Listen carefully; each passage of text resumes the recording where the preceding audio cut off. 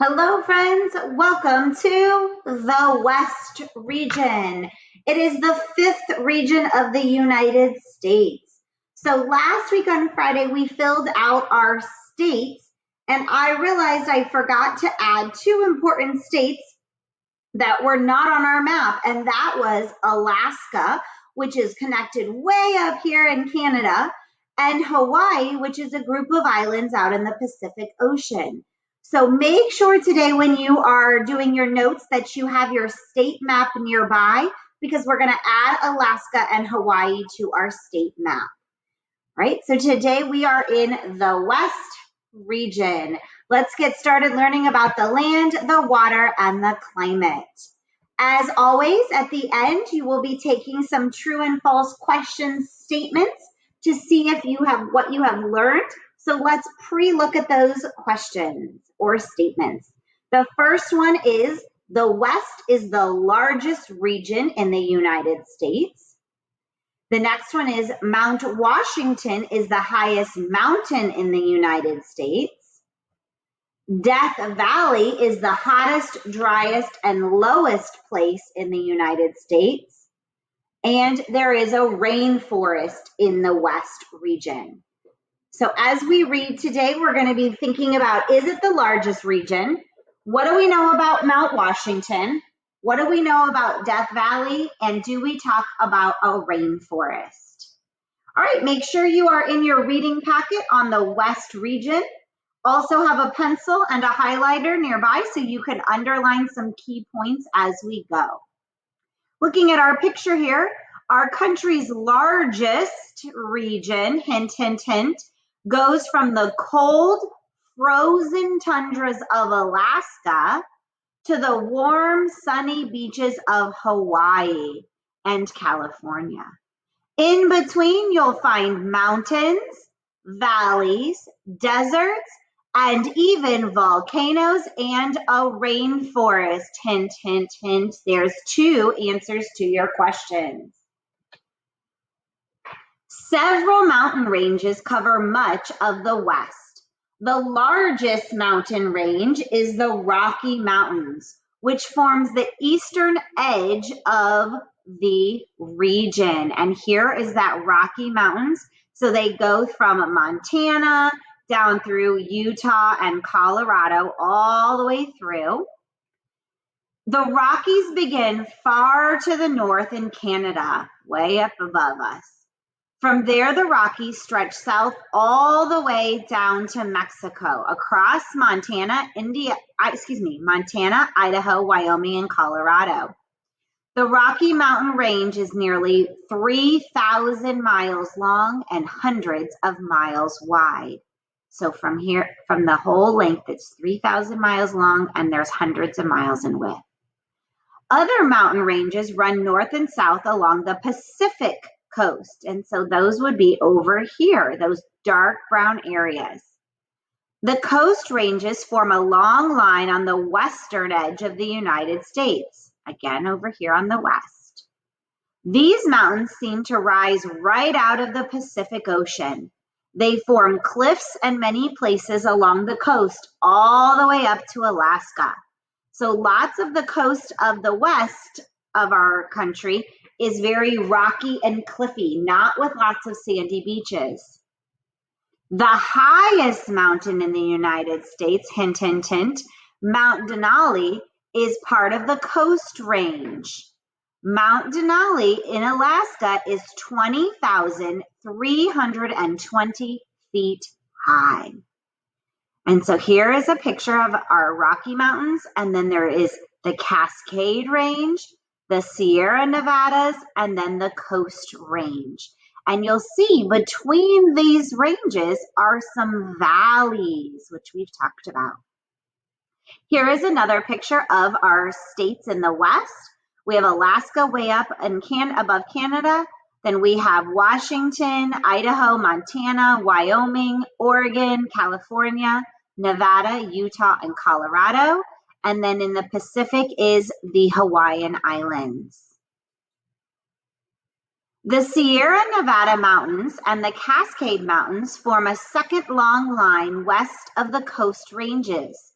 These two ranges are very different from each other. The Sierra Nevadas were formed when pieces of the Earth's crust collided together and broke apart. Some pieces got pushed upward to form mountains. The rocks of the Cascade Mountains are the remains of ancient magma chambers that fed volcanoes and then eroded away. So the Sierra Nevadas were formed kind of like almost by earthquakes being pushed up, versus the Cascades are old volcanoes. And here is a picture of the Sierra Nevada mountains. You can see that around it is this beautiful fertile land, and then coming up out of it are these jagged peaks. There are still some active volcanoes in the region. Volcanic eruptions happen, but not often. A famous eruption happened in 1980 when Mount St. Helens erupted explosively. This eruption destroyed 215 square miles of forest, melted ice and snow on the mountain, and caused landslides and floods. Animals were killed and some people lost their lives. And this was a really bad experience in 1980 that happened. Several valleys lie in between the Coast Ranges and the Sierra Nevada mountains and the Cascade Mountains. Two of the valleys, Central Valley and Willamette Valley, are covered with deep, rich soil. Many rivers travel through these two valleys. So remember, we talked about a valley is between mountains. So between the mountain ranges is this fertile soil with rivers flowing through it, and there's lots of crops that can be grown there. The Great Basin lies in the middle of the West region. A basin is a low, bowl-shaped landform that is lower than the land around it. Okay, so if you kind of look at this picture, you can even kind of think of a basin like this. So it would be a low bowl that is flatter or lower than the area around it. The broad, flat valley of the Great Basin is mostly covered by the Great Basin Desert and the Mojave Desert. The Great Basin Desert is the largest desert in the United States. Death Valley, a part of the Mojave Desert, is the hottest, driest, and lowest place in the United States. Hint, hint, hint, underline. Death Valley is 282 feet below sea level, so it's really low. The highest temperature ever recorded in Death Valley was 134 degrees. No, thank you. Believe it or not, the West region also has a rainforest, hint, hint. The rainforest that runs along the Pacific coast from California all the way to Alaska. So all the way along the Pacific coast up through Canada and to Alaska is the largest temperature rainforest in the world. Temperate rainforests are very wet, ancient forests that rarely freeze or get very hot. So they're wet, but they stay kind of a middle temperature. Temperate rainforests are also close to the ocean, which is where this is along the Pacific Ocean. Some of the large old trees, such as the giant redwoods, Sitka spruce, and western hemlock, reach over 300 feet tall and live over 500 years.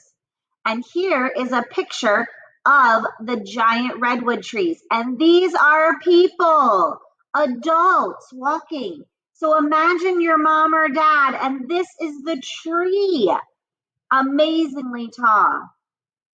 The Great Salt Lake is one of the largest lakes in the U.S.